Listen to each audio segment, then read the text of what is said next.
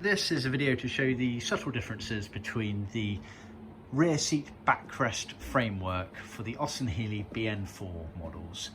So they had what we refer to as an early and late version. Basically around 68,959 chassis number, they had a change.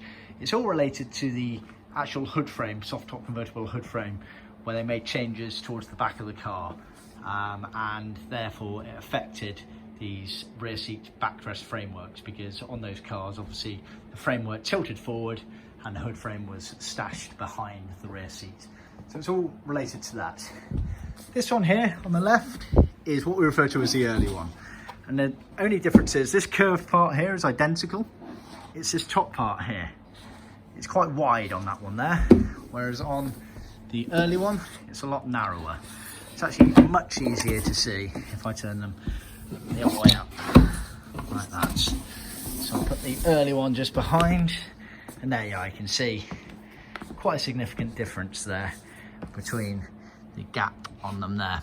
So the early one is the fatter one here, and this is the late one here. So like I say, only applicable to the BN4 models. However, it is worth noting that the late one here, the thinner one, is the same for a BT7. So the BT7, you only had one choice, it was this version here, hence our scrawly writing on here saying BN4 BT7.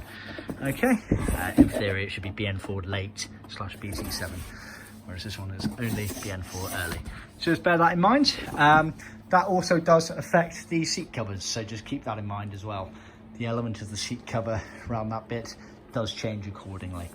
See our website for more details.